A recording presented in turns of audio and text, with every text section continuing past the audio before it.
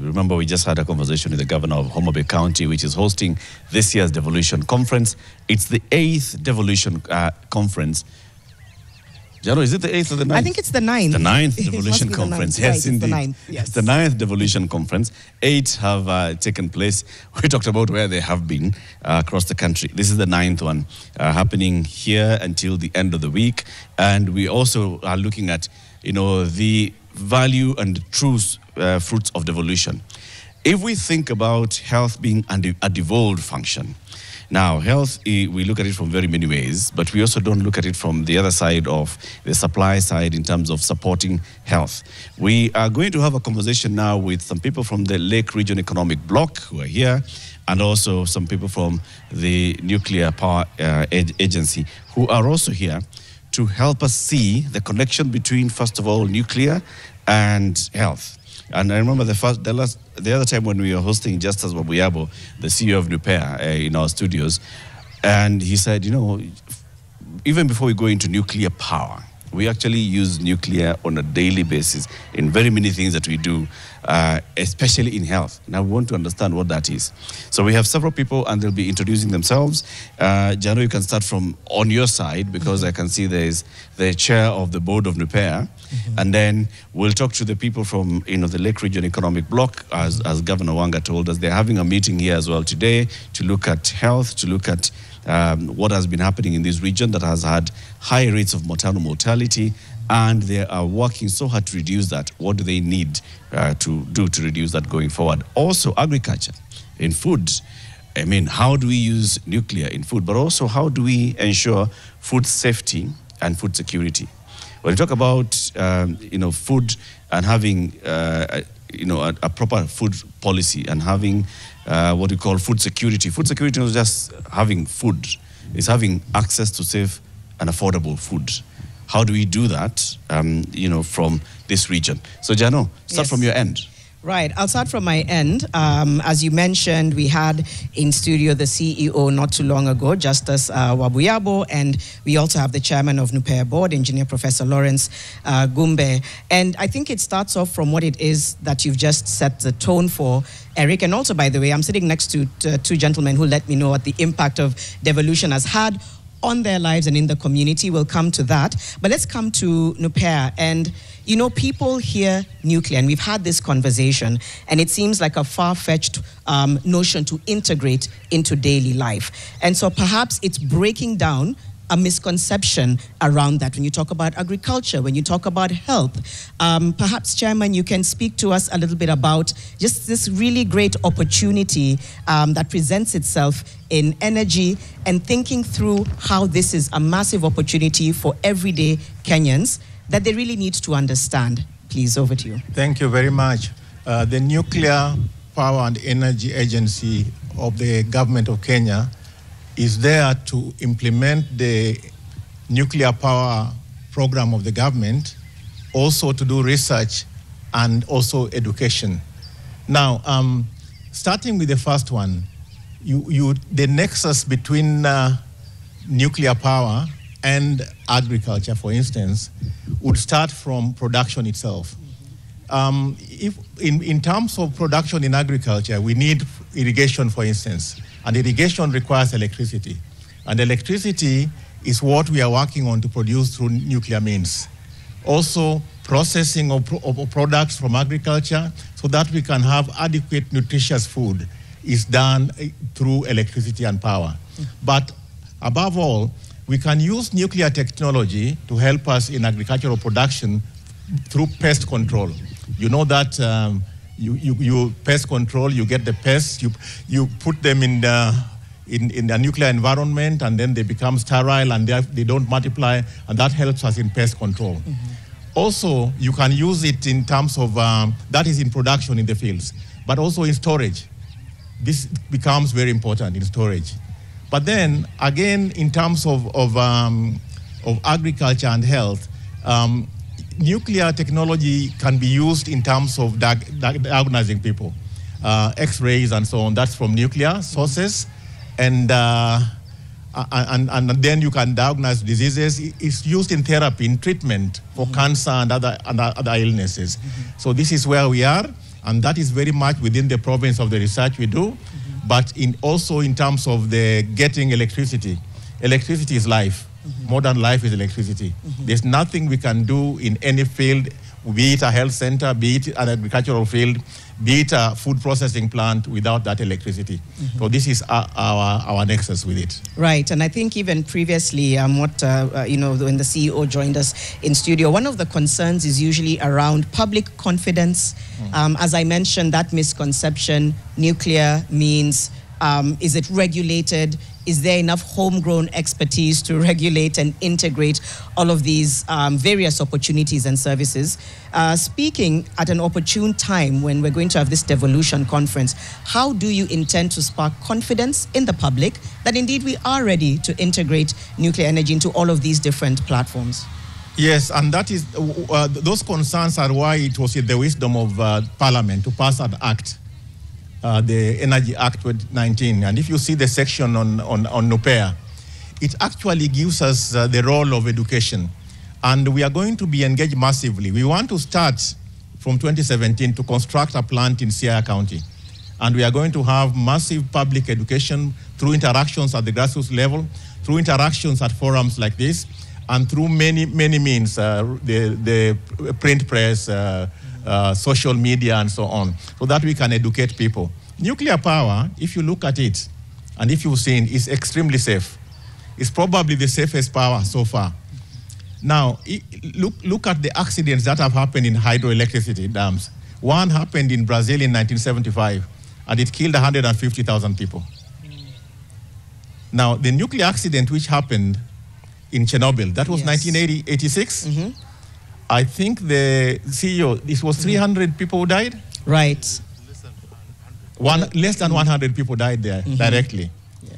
And we see it, and if we have to be proportionate, I came here in a car this morning, we drive cars, and I think that 2 million people are killed in car accidents every year.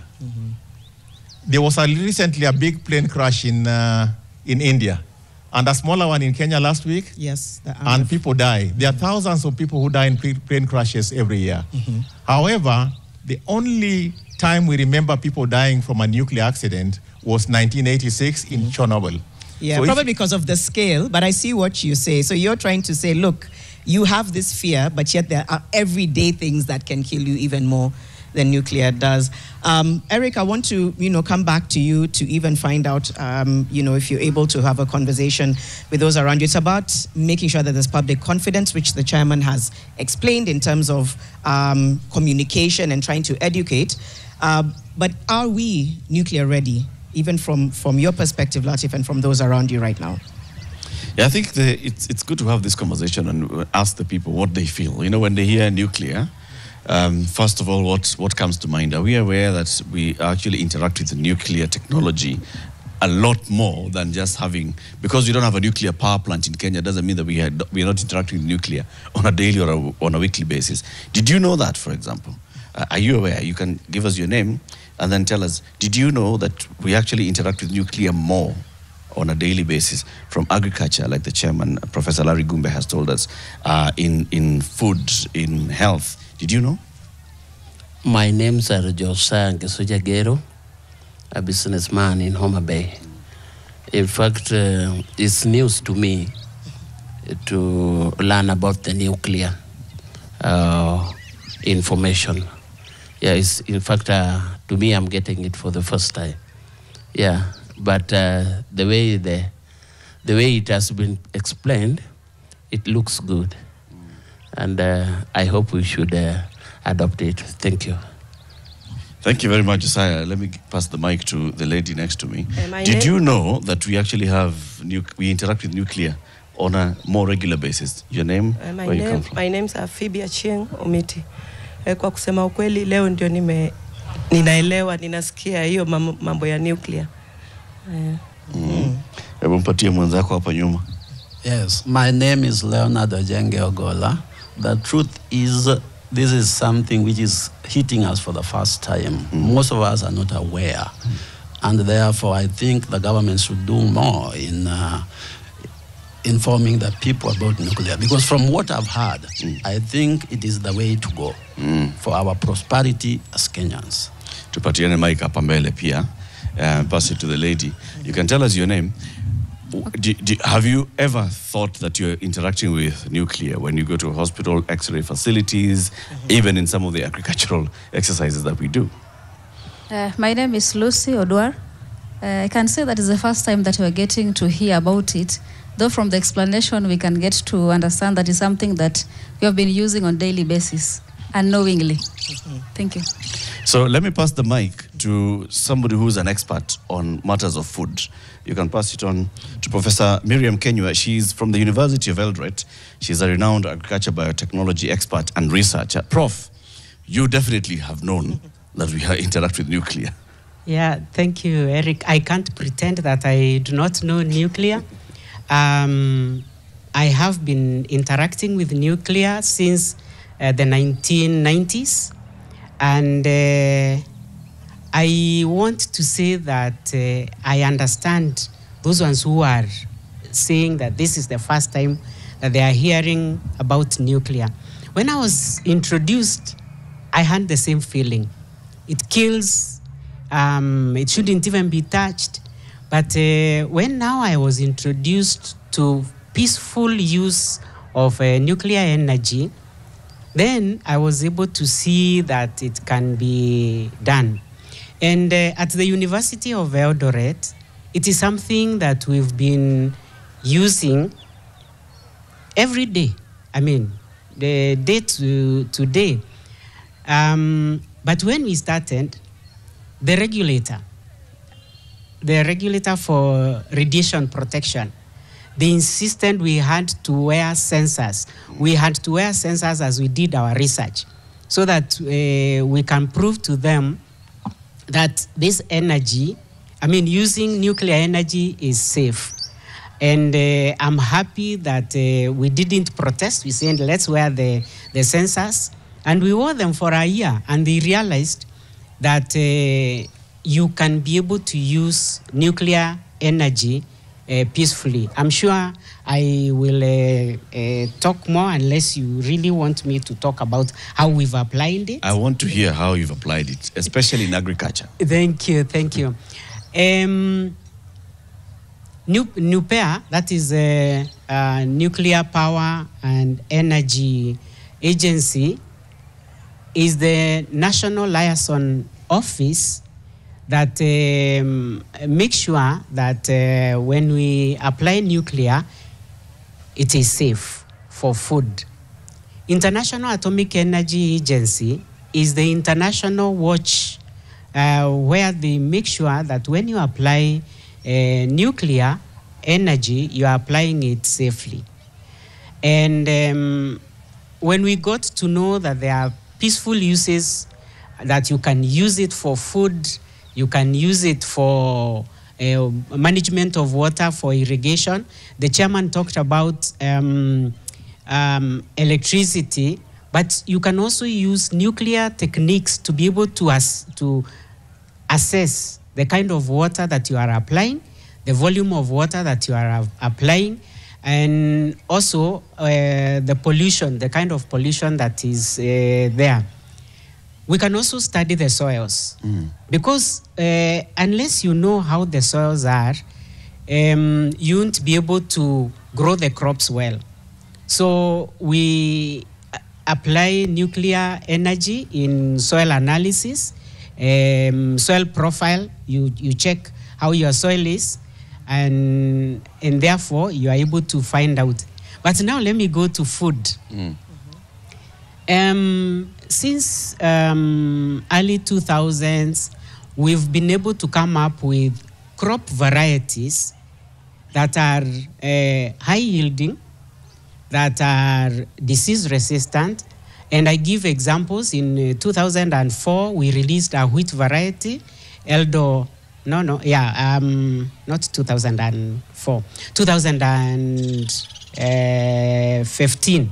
We released a wheat variety, Eldo Mavuno. And this wheat variety is grown in Narok, in Nakuru area, it was in Gishu, Meru. And you find that it is resistant to stem rust. Farmers are spraying so much chemicals to control stem rust on wheat. This variety, because of using nuclear energy, we were able to pass gamma rays, just like the way you go for an X-ray. We used it as an X-ray for the grain, for the wheat grain. And once we passed that energy through the wheat grain, it was able to be energized to be resistant to the stem rust. And maybe I would wish to say that all of us have got genes which manifest themselves from our great-grandparents. True? So this wheat variety also has had those genes in it, but they were not expressed. When you pass the energy, then you are able to create that expression. Yeah. So we have Eondo Mavuno. So there's rice that you have used, nuclear technology to be able to understand it and to know how good it is. You know, the first senator of this county, the late Otieno Kajwang, would have said, Kisungu kubwa. When you listen to all that, you're like, Yes. So mambo is food, but there's at some point there's nuclear that's used. But Prof, if you were to talk to somebody just mkulima, kama huyo ako hapo nyuma yako ama huyu mama ako hapa, does she interact with nuclear in any way on a daily basis? Anaguzana na nuclear huyo? I like the way the lady said that amefanya hivyo lakini kumbe ametambua ya kwamba alikuwa anafanya hivyo akiwa hajui. Because why we were asked to wear sensors, it's because the Radiation Protection Board knew that there is energy that is everywhere.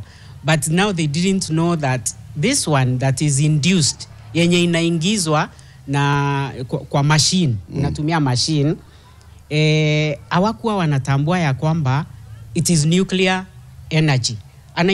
Anaingizwa kwa X-ray machine, ajui ni energy yenye inatoka kwa nuclear.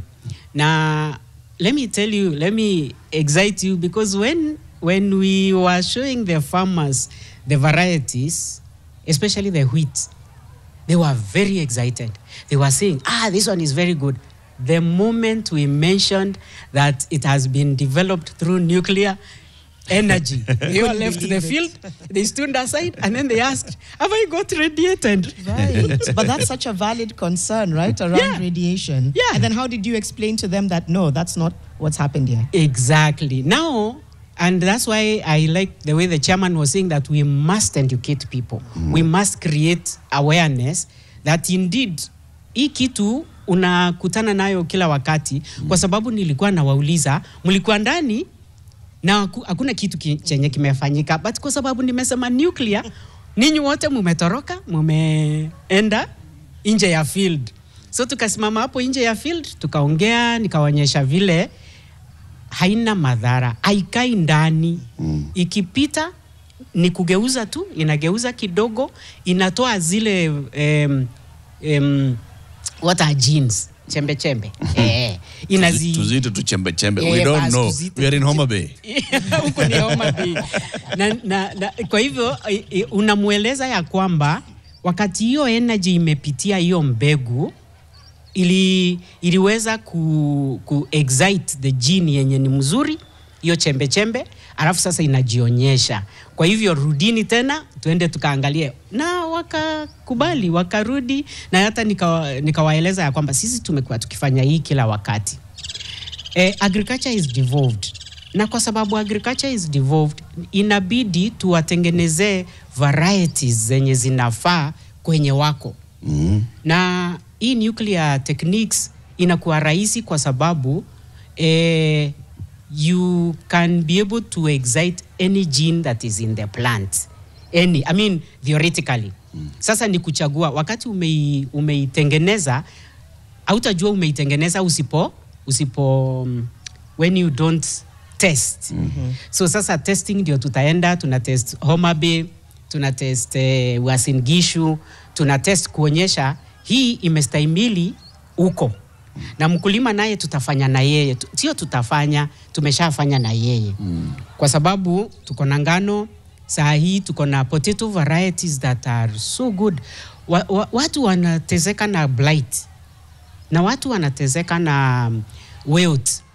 Lakini saa hii tuko na variety mbili zenye ziko so good and they are better than these other varieties that they've been growing, na hawatatumia dawa mingi na mazao ni mengi.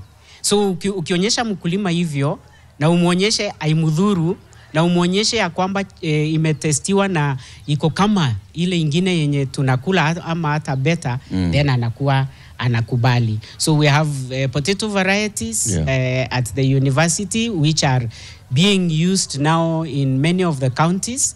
We also are coming up with cassava varieties, 3 of them this year, which can now be grown in the dry areas and also for processing.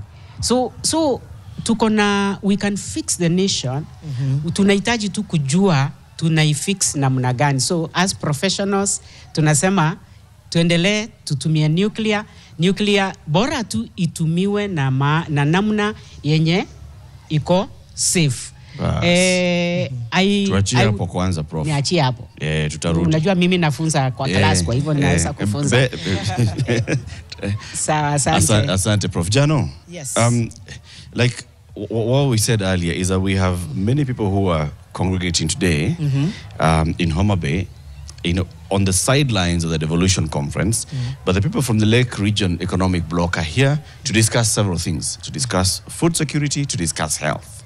And you're trying to draw the nexus between that research on health, that research on food security, nuclear, and how, for them, it's just the bottom line. Do we have health systems that are working?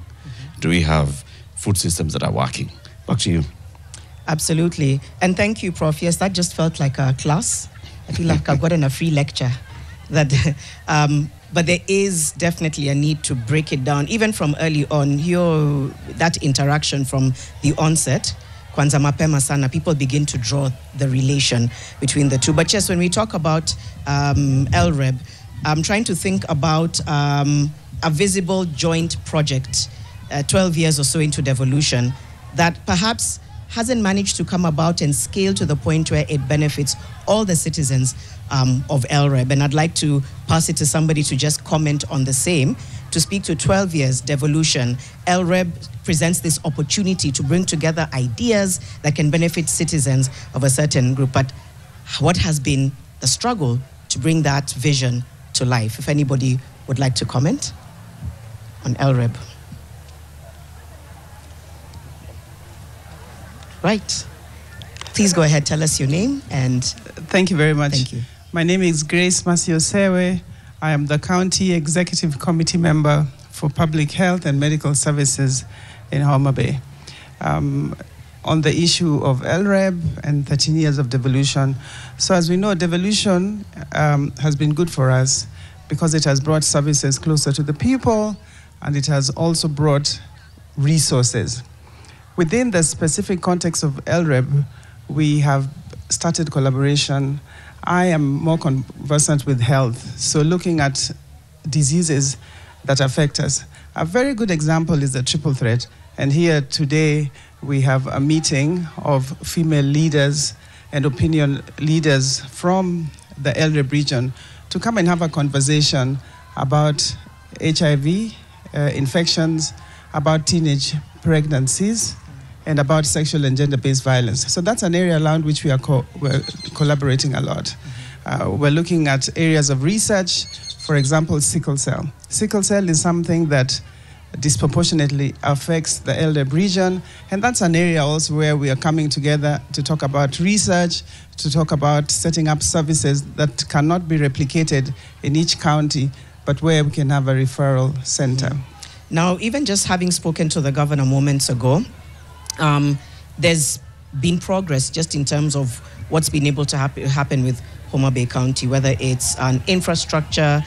She has spoken, though, about health. She's talking about that last mile gap, especially around closing the maternal mortality gap. I know she said that there's a milestone now in terms of this. It's 90 days, I believe. Today we're at 95 days. 25 days of 95 not having days of zero maternal deaths. So speak to then how much more that can scale. As you speak as the CEC, she's mentioned her reasons why she believes that gap, or how she believes that gap needs to be closed. From where you're sitting, what's the one thing standing in the way of closing that gap completely, where we have zero maternal mortality? Janet, I don't think that there's one thing. So just to provide some context, one of the things that we have developed here in Homa Bay is the MPDs, our maternal perinatal death survey and reporting. Now, we have achieved a number of things. One of the things that we are laser focused on here in Homa Bay is strengthening the continuum of care from the community to the facility for pregnant mothers. So at the community level, you have different interventions. So for example, we're working with our community health promoters, we're building their capacity. They are going to different households, helping us to identify women so that they can refer them to the facility. To support us in that process, we've introduced a GIS-enabled system that helps us to track right to the very facility, so you will know that in this location or in this ward, we have so many pregnant women, so many of them are teenage moms, so many of them are high-risk moms.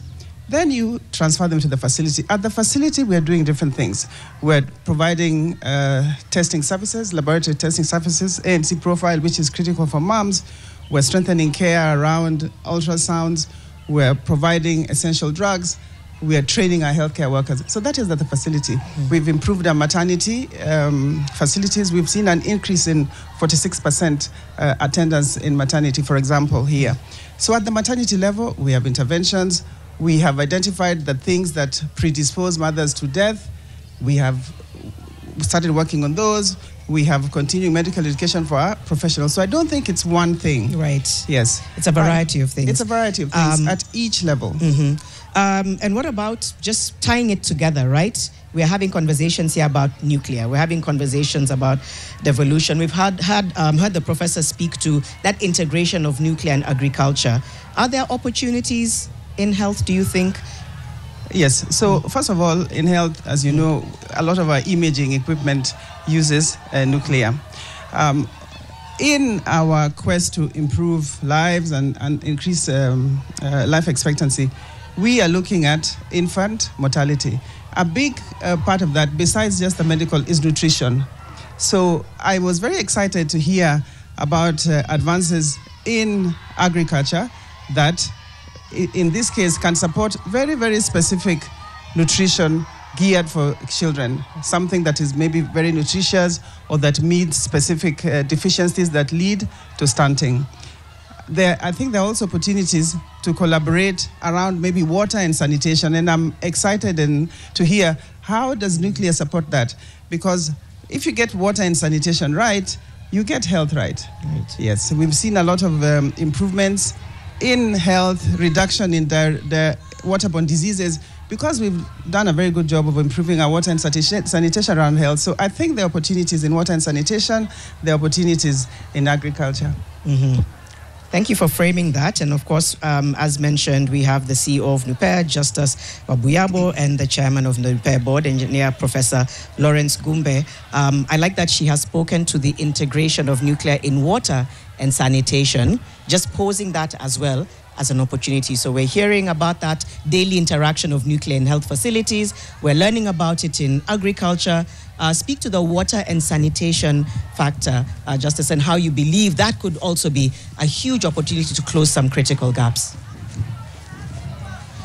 Yeah, thank you very much. As you've heard, I think nuclear has very, very useful applications in health, and as Professor Miriam has said, developing high-yielding, drought-resistant, disease-resistant varieties, but also the same technology can actually be used to study the nutritional needs of a child, so that when there's a need for intervention, you know what kind of intervention needs to be done.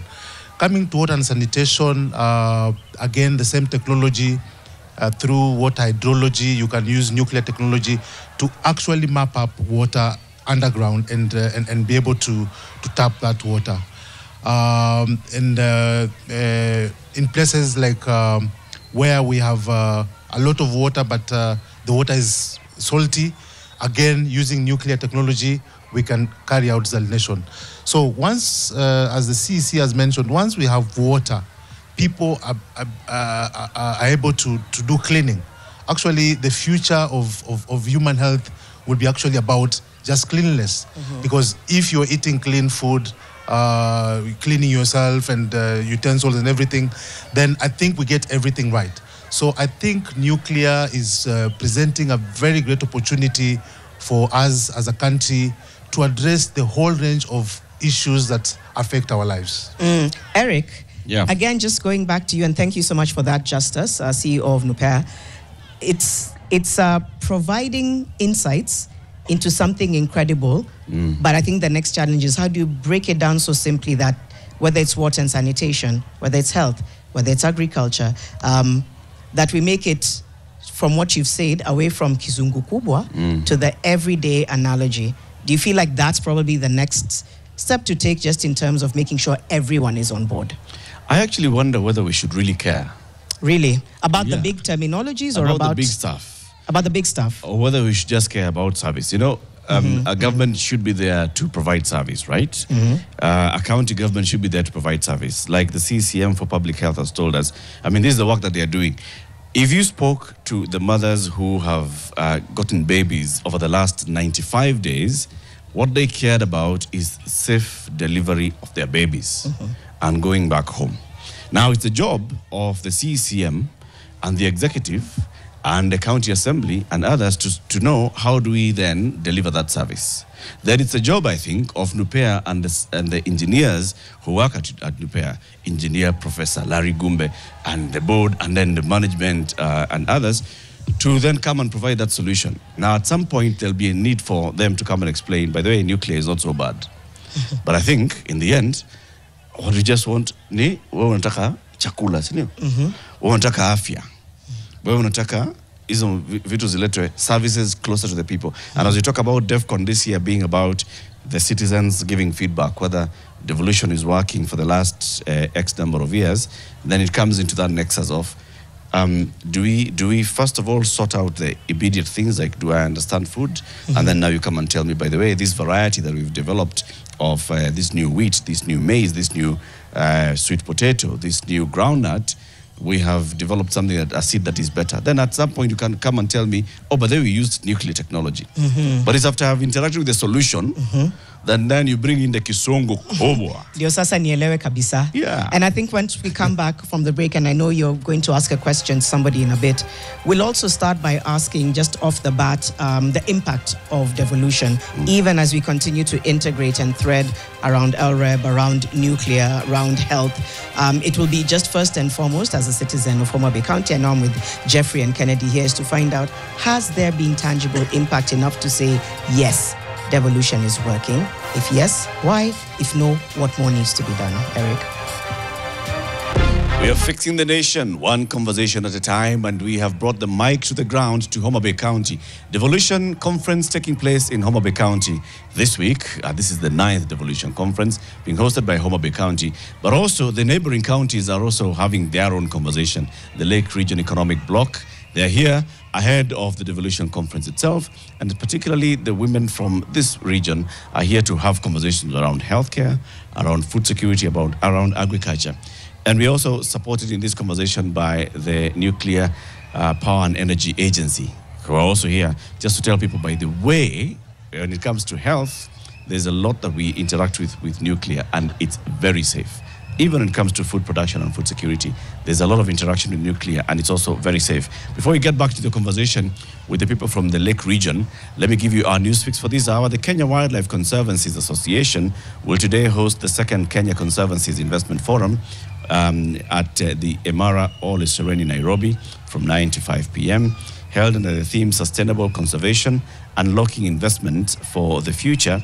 The forum aims to reshape how Kenya funds its vital community conservancies in the wake of donor funding challenges, particularly following the closure of key USAID support. Over 230 conservancies protecting 11% of Kenya's land and supporting thousands of livelihoods. This forum will spotlight investment-ready opportunities, showcase innovations in community-led conservation, and foster strategic partnerships between private sector, investors, conservation NGOs, and local conservancies. Again, about protecting our environment, this is a role that is critically to be performed by the county and devolved units, but also with close linkages with the national government. Back to our conversation, Jano, before we took the break, we're saying, how do we see devolution working? And the feedback here, because the devolution conference for this year is themed around feedbacking, picking the feedback from the citizens, whether they're feeling the value for money. And there was, you had passed on the mic to somebody just before you took the break. Yes. Can they take the mic again? Yes, they can take the mic again. Without taking offense? Sorry? Without taking offense. Without taking offense. No, Kennedy was very ready. When I sat down just moments ago before we began this baraza, and I said, what is it that's on your mind? He said, I'd really like to talk about whether or not devolution is working. So, Kennedy, tell us a little bit about yourself. And then as a citizen of Homa Bay, has devolution worked for people here? Thank you very much for us integrating that question. It's a good question on my side. Yeah. But what I can say is that devolution has done a lot for Homa Bay as a whole and other counties.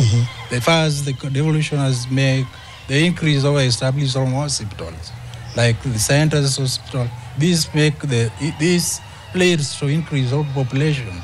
But as you see, the population nowadays, as a country government started, is increasing. It's increasing the population. Yes. It's working in hospitals. So for you, devolution is working. Kwa ground inafanya kazi. Yes, perfectly. Perfectly. And now, Jeffrey, do you have a different opinion to Kennedy, or do you agree with him on? And if it is working, what is it that has worked? Thank you so much. I'm Geoffrey Diambonya Soda, a resident of Homa Bay Town constituency. I want to say that by passing the Constitution of 2010, we envisaged having services being taken closer to the people. And as such, if the county government is working, then devolution works properly. Like, for example, matters to do with health navigates around 3 key areas. One, the water. If there is clean water, you may be in a position to be in good health. Then there is also food, proper food security to our residents would mean that we have a healthy group. As well, there is also the environment. Once it is kept clean, we see a good health. But now, the services that are supposed to be going to the grassroots. Right now, it all depends with the leadership of the executive of the county government, which we want to say as people of Homa Bay County, we are happy we've had a good leadership from the county government that is able to traverse every area and make sure that the services reach people. Yes, thank you. Thank you. So to make sure that the services reach as far as wide, so to Watua City, inside what we call the last mile. If you're hearing cheering and laughter around us, there's a massive group of women who have gathered and convened here at the Governor's Park as part of one of the many side events that are going to take place in the Devolution Conference. As we heard the CC of Health talk about for Homa Bay, it's about the triple threat: teen pregnancy, sexual gender-based violence, HIV/AIDS, and trying to make sure that we bring down this triple threat. So we'll keep. There's a few people who want to say something. Now, somebody has put up a hand, and then we'll come back to you. So you can just pass this down to her if you don't mind. Thank you so much. You'll tell us your name, what you do. You can speak to whether or not devolution is working as well, and then we'll pass it on to those who can speak to the triple threat as well. Okay, thank you so much. I'm Lillian Beryl from Soba South constituency. Allow me to ask this. I've only heard the advantages of nuclear. Kindly, may I know the disadvantage of this nuclear? Back is to also what she devolution. asked, Devolution is working. Here in Homa Bay, in early child education, we are having proper classrooms for those young learners. And we are also having a good access road towards those schools. We are having so many things that we are seeing about the devolution. And we really thank God for this devolution. Thank you. Thank you. I can see a lot. We will get to that question around the limitations and disadvantages of nuclear because we've seen it come up. For the next person who's going to speak about devolution, speak to what life was like, let's say even before, 10 years ago, for example, 12 years ago, and what has significantly changed in your own life since devolution. Mom, would you like to go? Yes. Okay. Thank you very much. My name is Baby Hildegard Owenga. I'm a senior citizen. I don't want to say I'm retired because when I say I'm retired, I may look very old. Did you say your name is Baby? I'm a senior citizen. And your name is Baby? My name is Baby. And you're a senior citizen? And the one I like most is Abebo. Hiyo ni mtaa sasa. Now, thank you very much.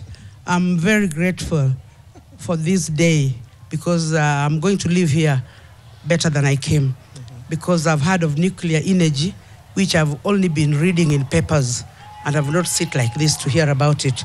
Thank you very much for that.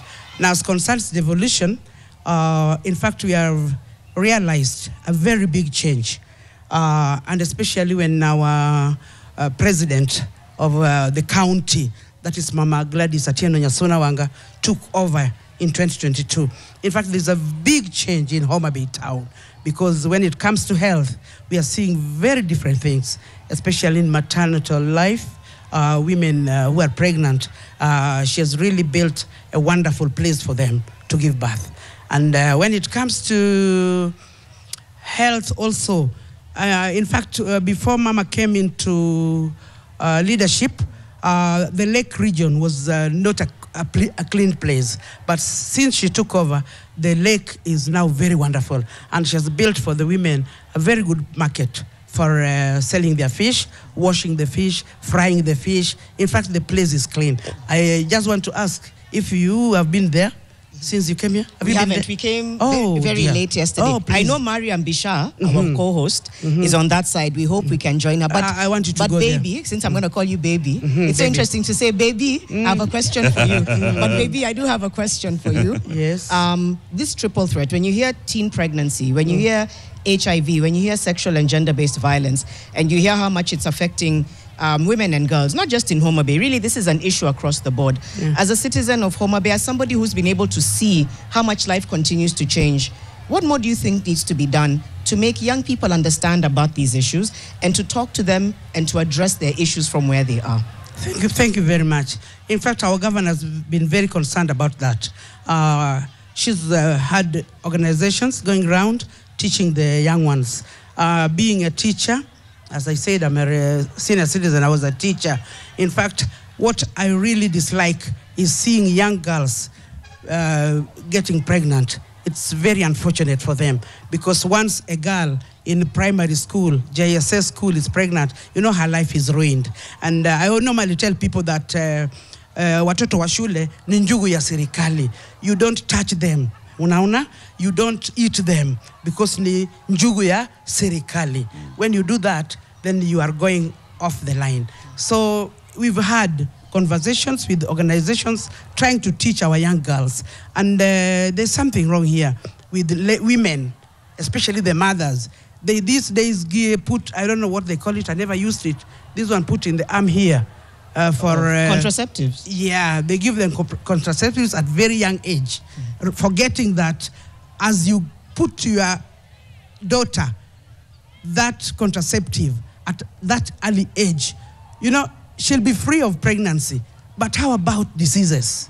Unaona, diseases are there because once you put the contraceptive, it's like you're giving her time now to go around moving with men. She'll definitely not get pregnant, but diseases are also there. So it's very unfortunate for us ladies or women who have children who don't counsel their girls. So that is what we should be doing each and every day. We counsel, we guide them so that they be good girls in future. Now, when it comes to gender-based violence, it's very unfortunate again because this comes in almost all the communities, you find it's something very rampant because our men, some of them don't have jobs. They go drinking pombe from morning to evening. When they go back to the house, it's fight all over.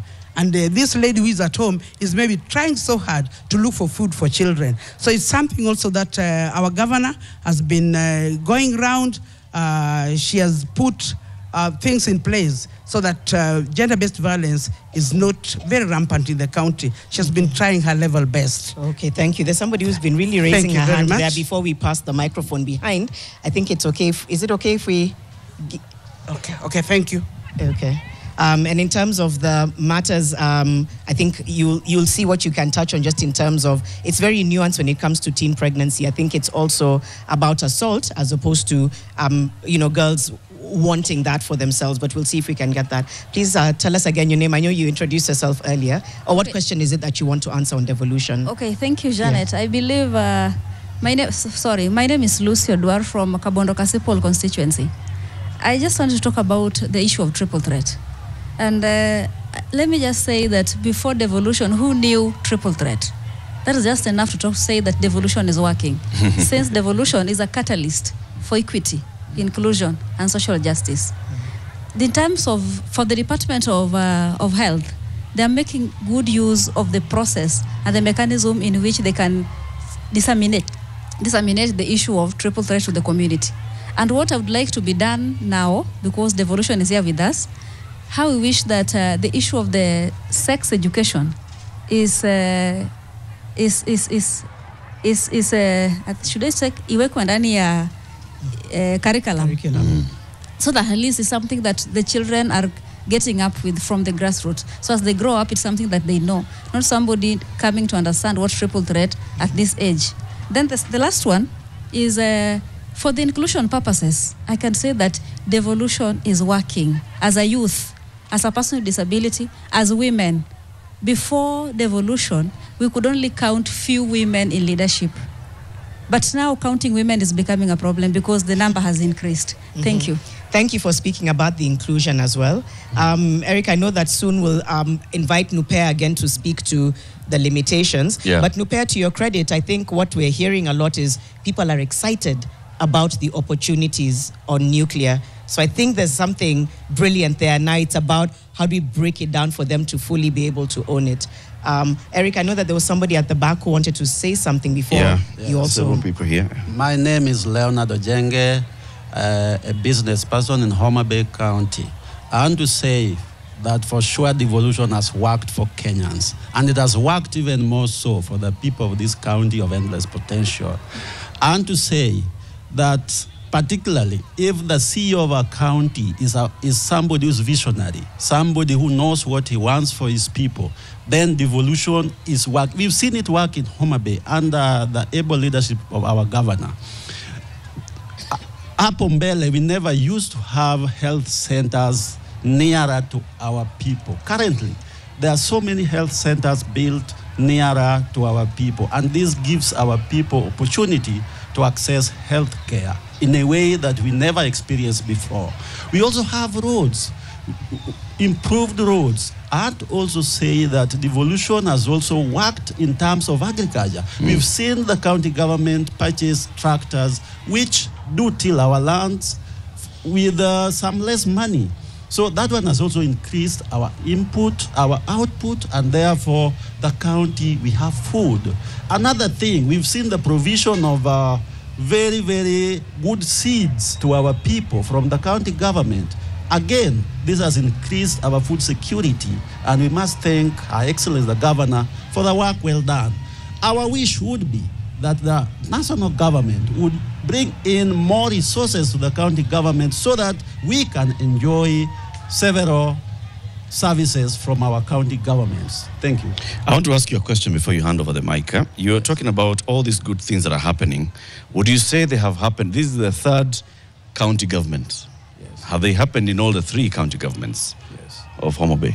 So I must say that every leader has got his vision or her vision. I must say that there had been some services in the previous county government leadership, but we've seen tremendous improvement in the current leadership of our county government through Her Excellency, the Governor Gladys, and we must congratulate her for that. Okay. I want to pass on the mic. There's a gentleman right behind you, Janet, who has been... Yes. Who are going to jacket. Got a jacket. Before that, there's a lady with a purple dress. Yes. And then we'll pass it to you, sir. Okay. Okay, I'm Molly Otieno. I also want to contribute to the question that was asked whether devolution is working or not. I want to say that in Homa Bay County, it is working. Why? Devolution has improved equality and equity. Initially, we had some marginalized groups like women, youths, people living with disabilities.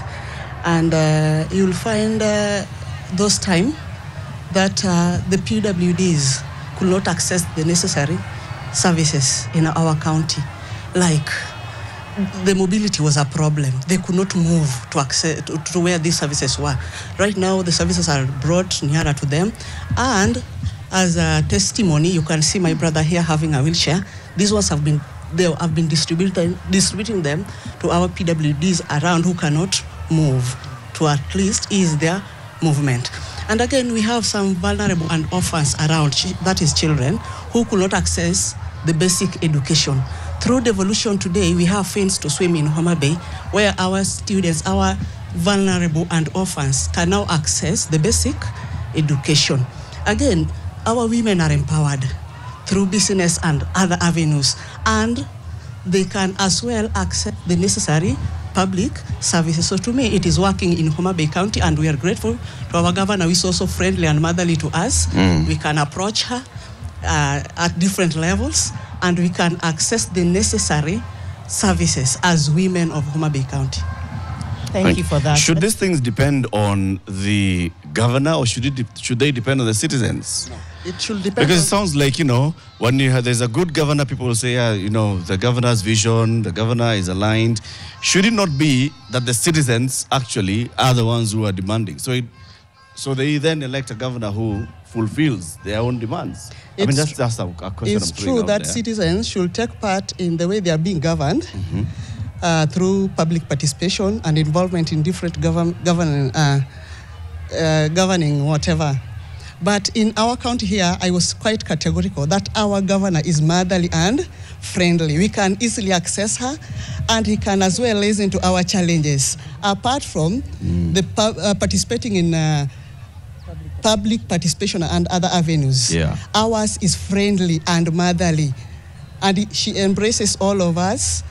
And if at all there is any challenge we are facing as women of Homa Bay County, there are avenues where we can channel our challenges, where we can voice our concerns.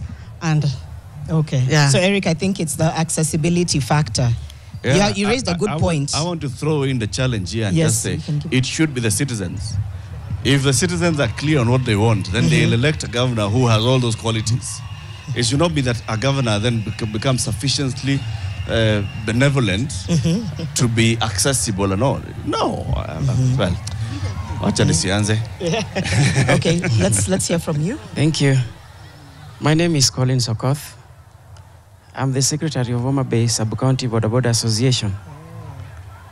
First of all, Eric, if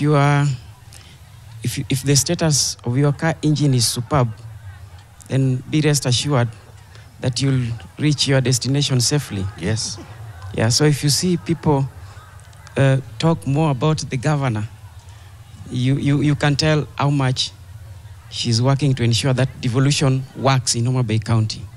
So there is... I don't disagree. There can never be a discussion about devolution without a discussion about the governor, the engine of the devolution. The engine is the people. So Eric is saying the engine is the people.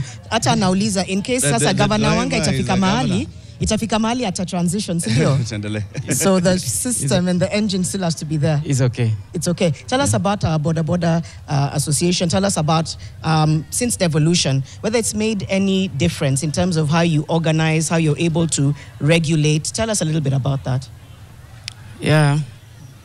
Boda Boda sector in Homa Bay Sub-County alone has about 5,000 members. Since devolution, especially in the third term, we have seen a lot of transformation in the sector. Number one, there has been reduced congestion because county government has absorbed a lot of our operators. Some of them are currently working as county government officers. Number two, we have worked closely with the county government, and as a result, we have established Boda Sacco at the ward level, 40 of them in the entire county, and Homa Bay sub-county has 4. And Our Excellency Governor pumped in a boost of 1 million for each Sacco. So we are on the road going. Okay. Yes.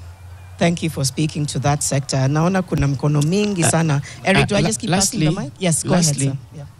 On the Tipu threat, I agree with all that is said, but again, I identify a gap. When we talk about gender-based violence, when we talk about school dropout, when we talk about HIV and AIDS infections, in terms of creating awareness, people have always targeted the female gender, leaving behind the male gender. All these that revolve around triple threat can never be reduced when we only address, when we don't address gender sensitivity.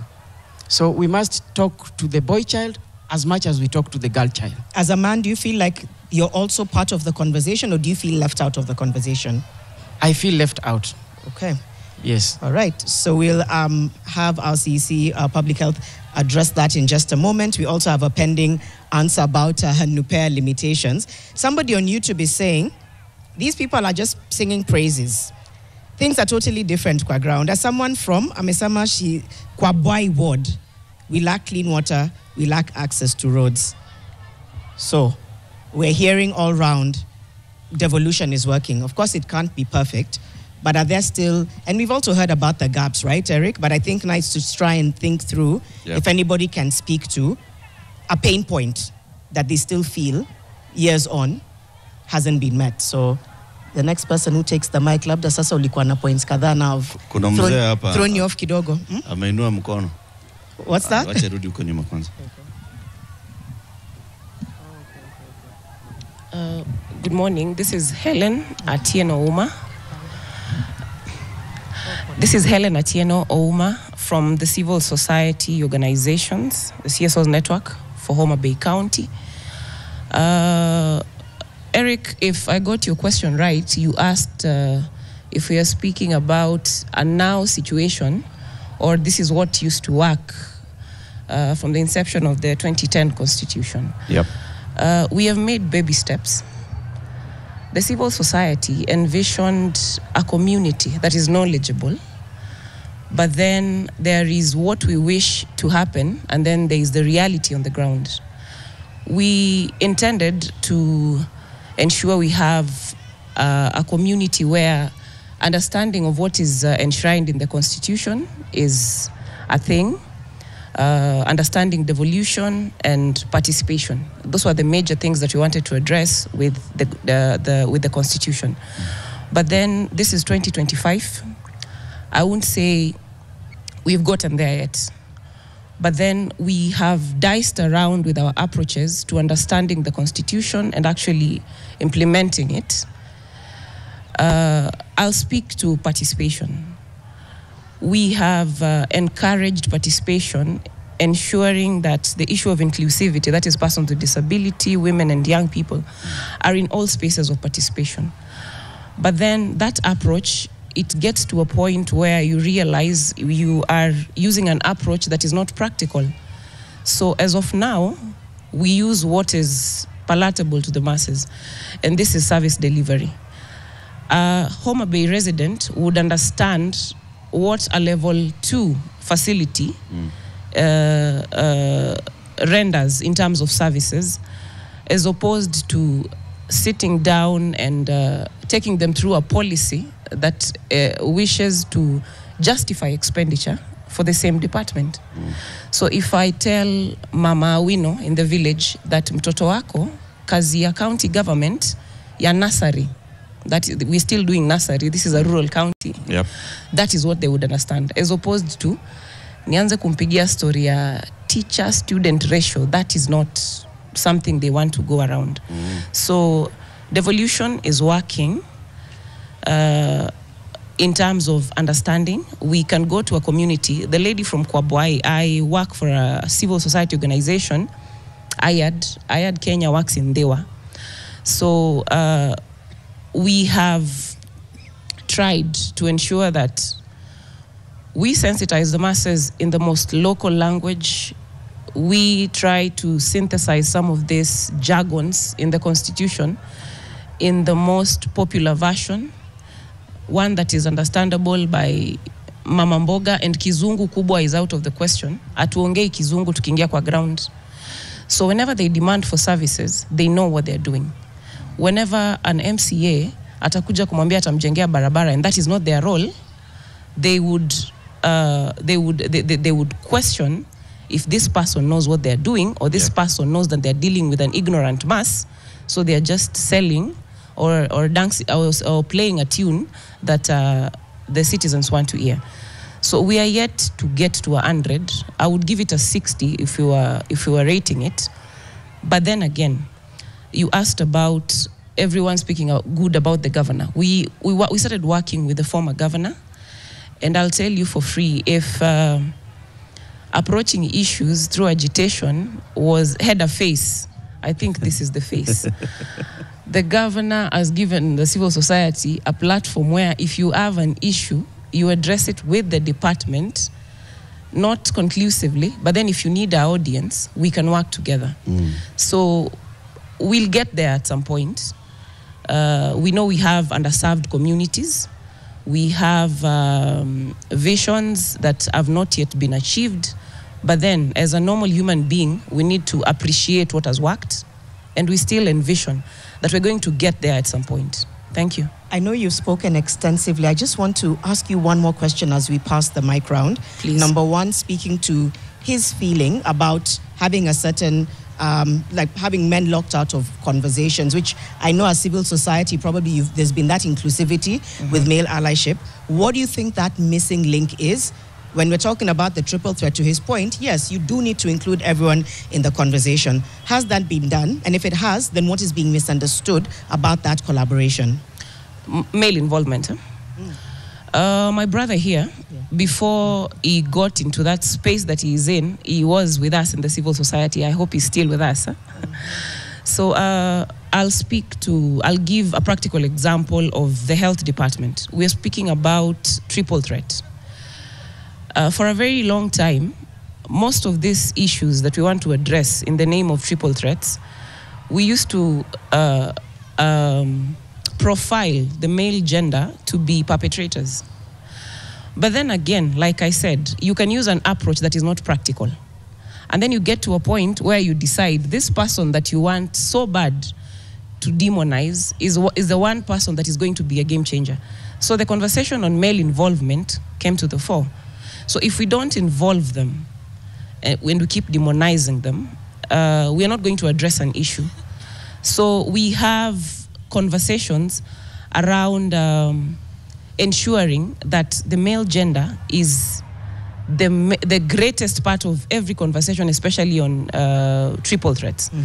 Because if I don't teach my son how not to abuse a minor, if I don't teach my son that it is wrong to be, I do not encourage violence in my house, it is a matter of conditioning.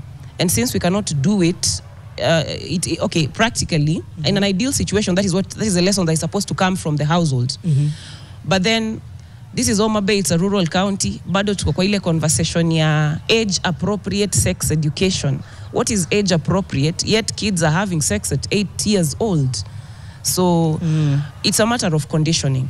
Okay. So if we get the conditioning of our sons and our sons right, we are going to have a society with men that just needs to fall in line.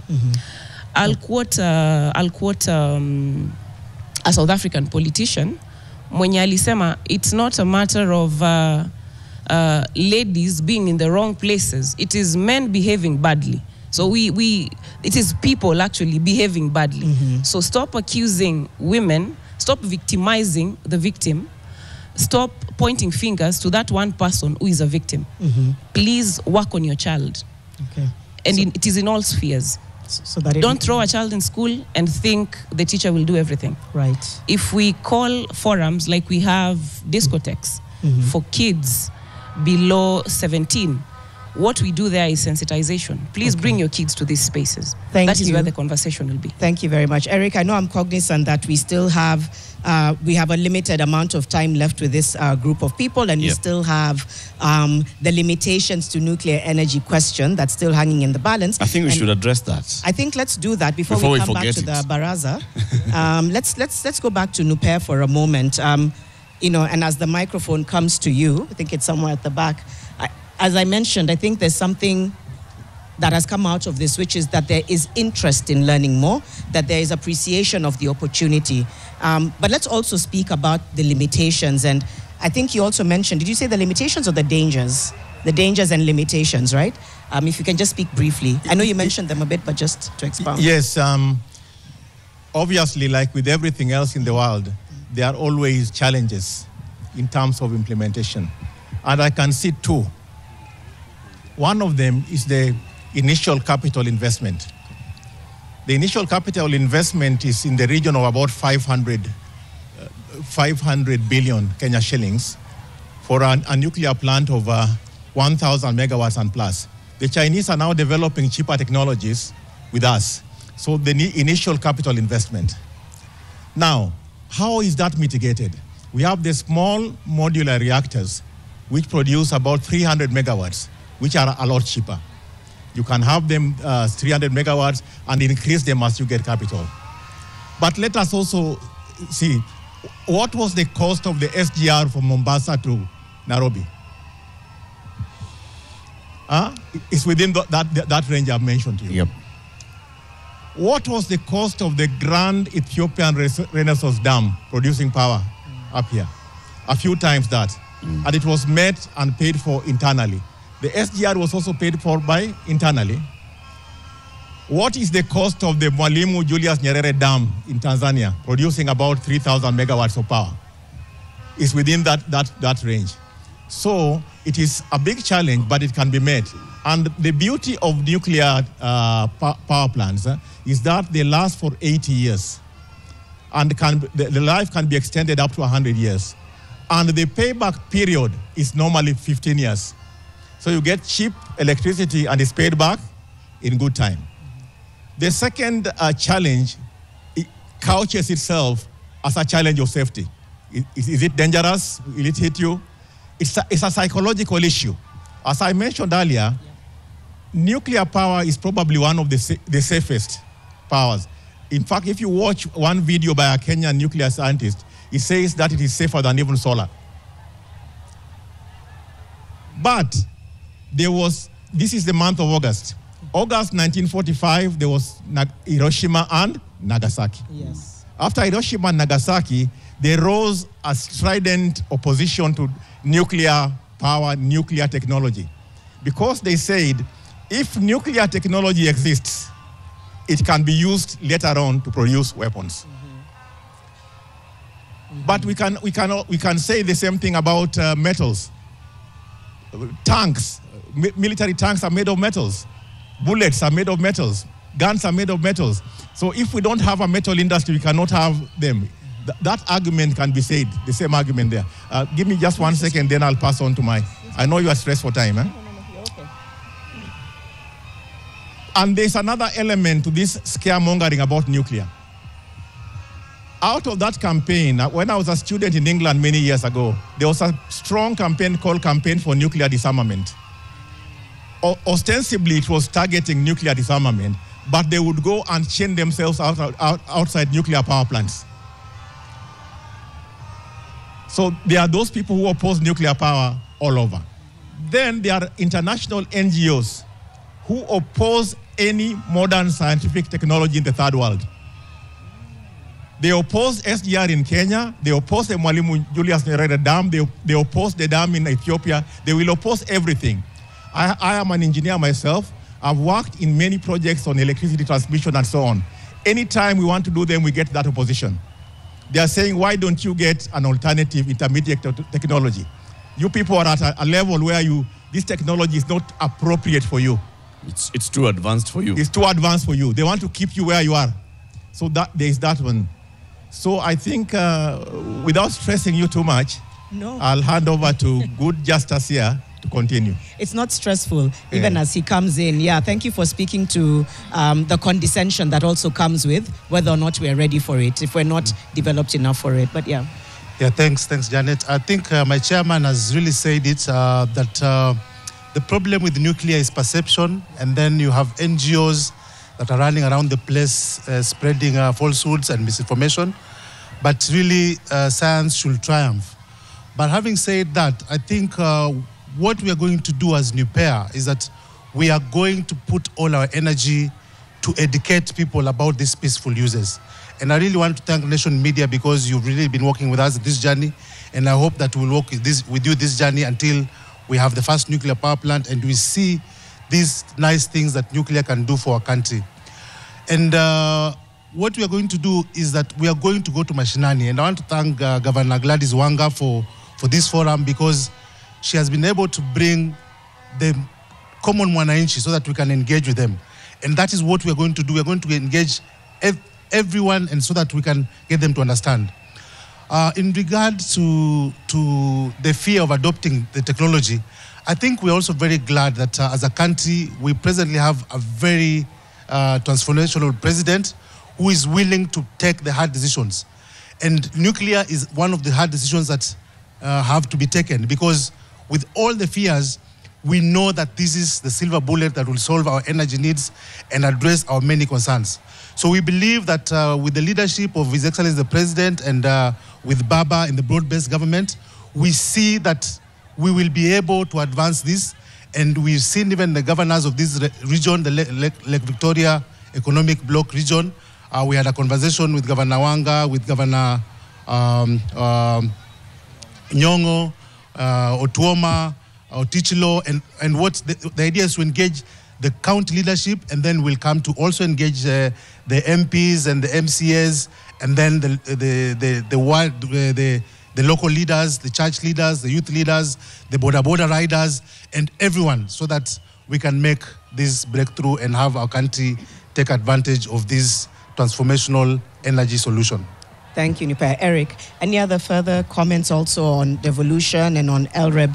So I'll just hand it back over to you.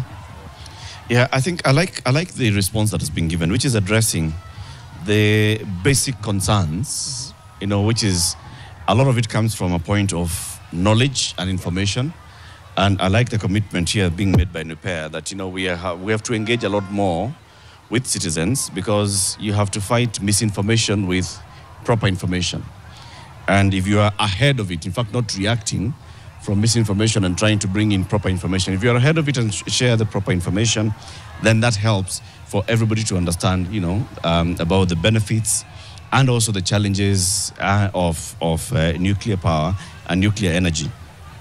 Back into the conversation as we conclude on devolution, there's the issue of accountability, which is what everybody who wants to talk anything negative about devolution will raise, which is the issue of the accountability, which is why I was bringing in the area of the citizen. If the citizen were more engaged and involved and understood devolution, if the citizen then elected their government, then the citizens are the ones who would be saying, we elected this governor, this is what our social contract was about. We wanted improved services on healthcare, we wanted roads, we wanted agriculture. Our main pain points were here and there, and this governor has gone on a different tangent, then that would be helping. But when we sit back and say, we hope at least the next governor after Wanga will be as good as Wanga, we hope that, with the next governor after Sakaja will be, and so on and so forth, then that is a citizen failing themselves. I want to read a comment here. Somebody sent me a message as we were having this conversation and said, accountability, and we talked about this with Governor Wanga as well. And the person says, this is FCPA Hesbon, since devolution came to being in 2013, We have had more than 1,100 audit reports for counties, each county having 564 reports. Less than 20% of those reports are clean. And then he compares that and contrasts it with parastatals, which have 60%, 67% clean records, state departments 55% clean records, and says clearly counties have a problem with accountability for public funds. It comes back down into what is the social contract between the citizens and the government. Is it about the citizens, or is it about having a benevolent leader, whether at county level or at national level? I'm just throwing it out there as a challenge as we have this conversation. I know the other people will want to comment. You have been saying that you want to talk from the business side, from the representing the business community. Just speak briefly as we conclude. Yes, thank you. My name is Josiah Ngesoja Gero, a business person in Homa Bay.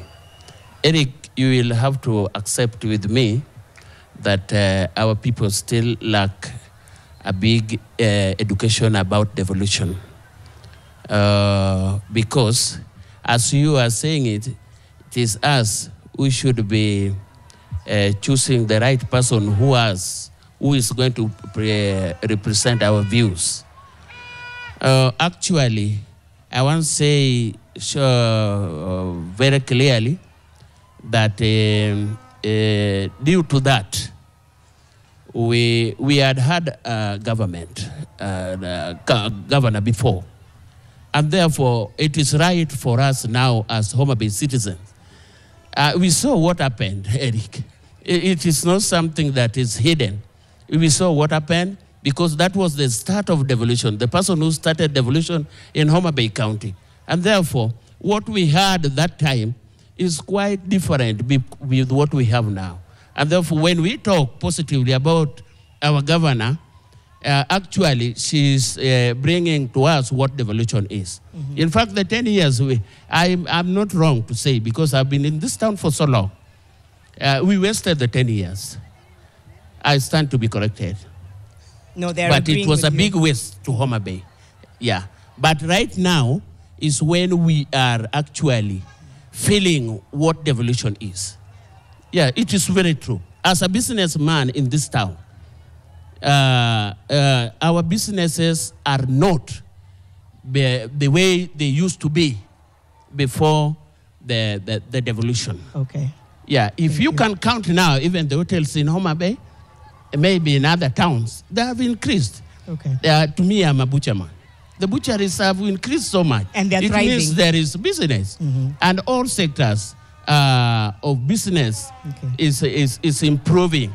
That is empowering people, the local people, in their local places. Asante sana. I know we have a short amount. So, Eric, I don't know whether that changes your mindset in any way. It amplifies what I'm saying. It's for you cannot wait for a happy accident. We can't wait for another happy accident like Gladys Wanga. Yes. I know we have this CEC who wants to comment and baby, but there's a youth representative who wants to very briefly participate, and then we'll come back to the two of you. Yes.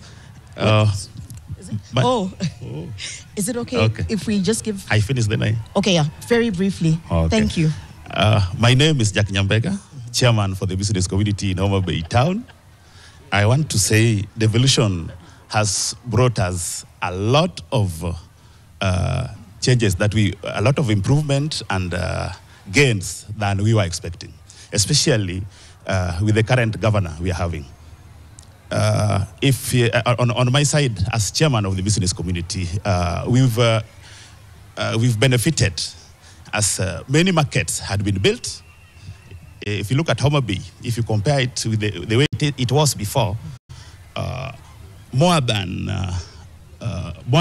30 markets had been built in Homa Bay, modern markets, and with the water, and most of them are even having Wi-Fi. So we are doing even business online right now. So it's improved. For you, it's working. It is working. Okay. We'll pass it to him and then come round this way. Yes, thank you very much. My name is Godwin Ayata, youth champion Homa Bay, and a very faithful taxpayer.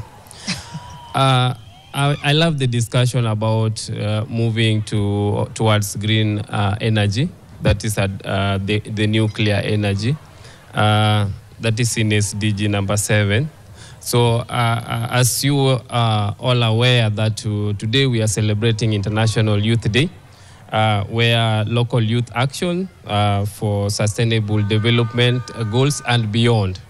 So moving towards this green energy, which is the nuclear, our major concern is the safety issues, the safety concern as youths, and also the resident who will be using the nuclear energy. So if we have are we ready as a country to adopt this nuclear energy? Those are some of the concerns that our youth are streaming to me right now. That are we ready as a country? Because when we have electricity here, which is geothermal, we still get children electrocuted, the poles are falling, and then the response is very slow.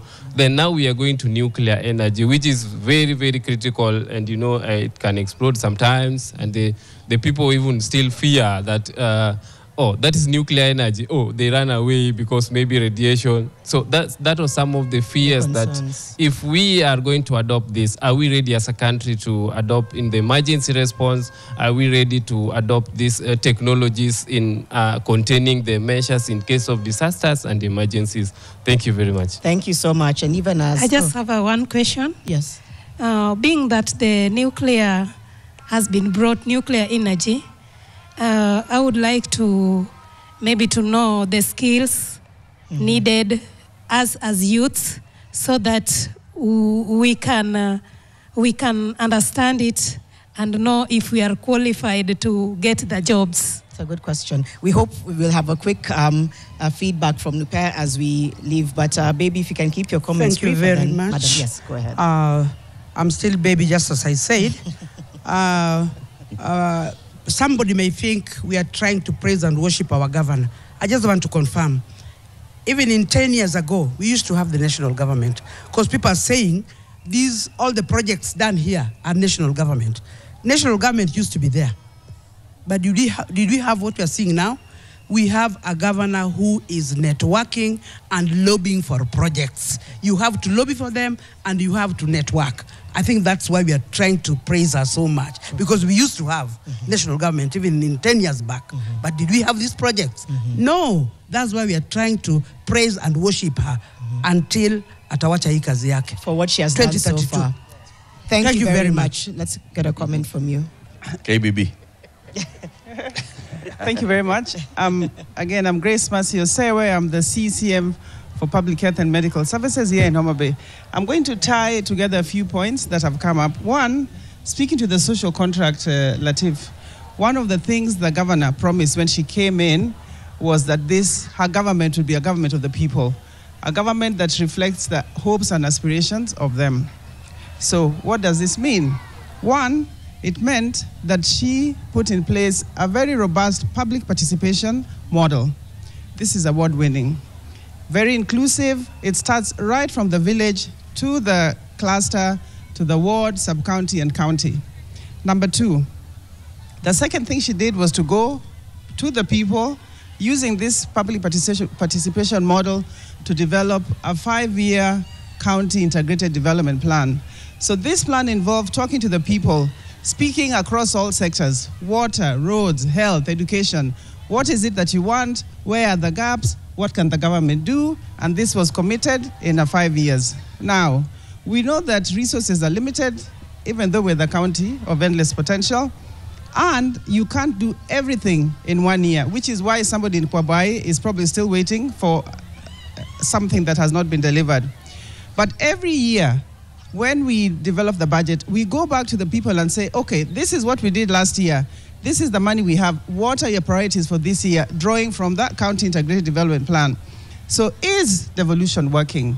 Well, we think it is. One, because of the feedback from that community participation. Secondly, we administered a citizen scorecard with one of our partners that gave everybody, all different categories of people in Homa Bay, an opportunity to say what they want, what they expect, what they want to pay for it, and we developed citizen charters for each department based on that. So we go back frequently to the community to ask them. In health in particular, we have, for example, community dialogues we go and speak to them. This is now specific to the community, and we get feedback.